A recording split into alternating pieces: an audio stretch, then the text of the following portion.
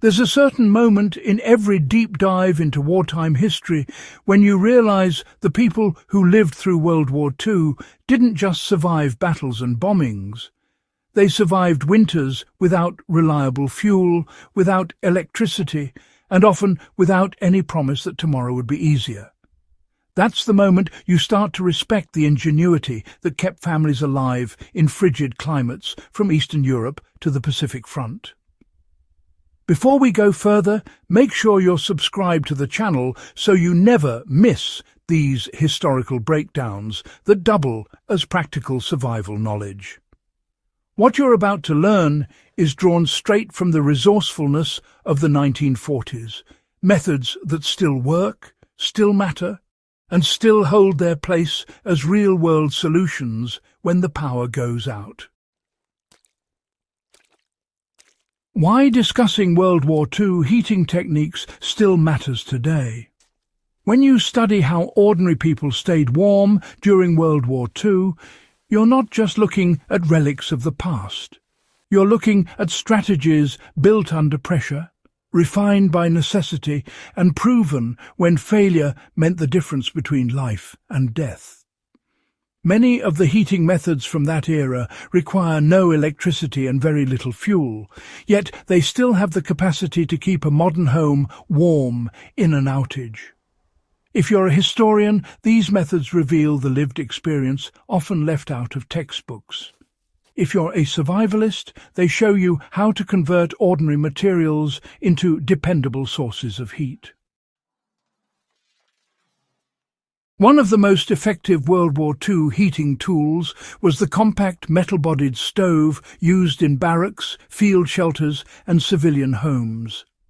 These stoves weren't built for beauty.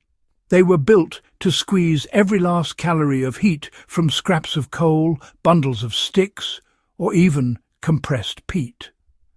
What made them unique was the controlled airflow systems built into their design long before high-efficiency stove became a marketing term. To apply this today, a modern homestead can easily replicate the same principles by using a small cast-iron stove with a vertical flue and adjustable vents. Even a refurbished World War II potbelly stove, when connected properly to a chimney, can heat a surprising amount of space with minimal firewood. The wartime trick was to feed the fire slowly, pack the stove tightly, and keep oxygen low enough to sustain a long burn without wasting fuel. This simple approach can turn one evening's worth of firewood into an entire night of heat. On the front lines, soldiers couldn't rely on boilers or traditional stoves. They built trench heaters, small metal containers packed with coals or embers that slowly radiated heat. Some ran makeshift chimneys up through dugout walls. Others used empty fuel cans filled with sand soaked in gasoline or kerosene, creating long-burning heaters that functioned in freezing, muddy conditions. While gasoline-soaked sand isn't something anyone should attempt today, the core method still works safely with modern substitutes. For example, take a metal paint can, fill it with rolled cardboard, and pour in melted wax. Once the wax solidifies, you have a portable emergency heater that burns for hours without electricity. During winter blackouts, setting 2 or 3 of these inside a fireproof container, such as a large cast-iron pot, can maintain livable temperatures in one room. This is nearly identical to what Allied soldiers used in underground bunkers when temperatures dropped below freezing. Right, so let's talk about how masonry heaters from wartime Europe delivered lasting warmth from just a single daily burn. Across Eastern and Central Europe, especially in regions that were hit hard by fuel shortages, households leaned heavily on masonry heaters. These heavy stone or brick-built heating systems trapped heat in their mass and released it slowly for up to 24 hours.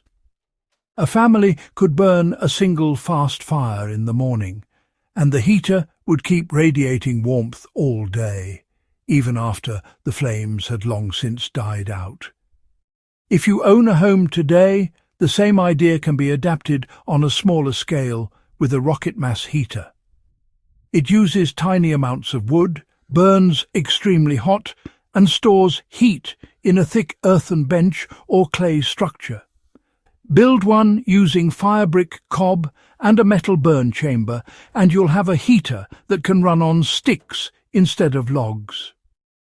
This honestly replicates a proven World War II method of stretching precious resources during those long winters when wood deliveries never came. Now let's look at how hot water bottles heated stones and ember boxes extended warmth into the night. People really underestimate just how much heat a stone can store. Civilians during World War II heated river stones in their ovens and wrapped them in cloth for nighttime warmth. Others used ember boxes, small containers that held smouldering coals safely overnight.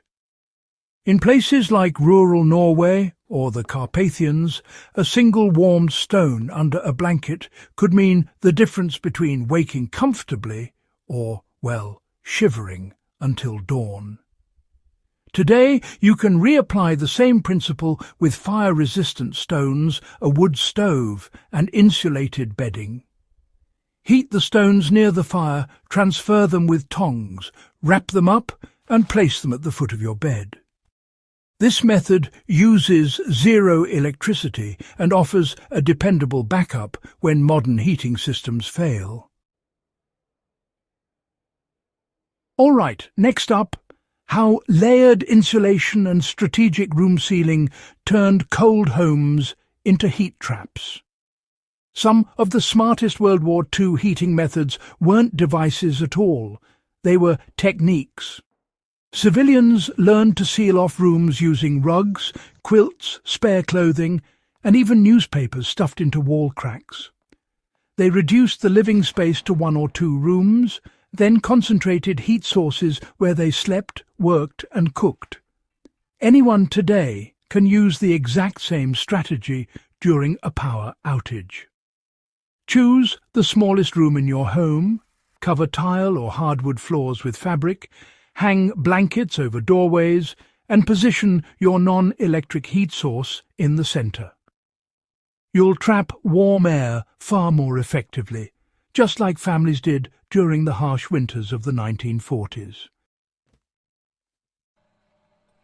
So, these forgotten World War II heating methods aren't just museum pieces. They're proof that simple, low-tech solutions still matter. They offer real power in moments when the modern world stumbles. If you want more history-backed survival knowledge like this, make sure you subscribe, share the video, and keep exploring the legacy of survival with me.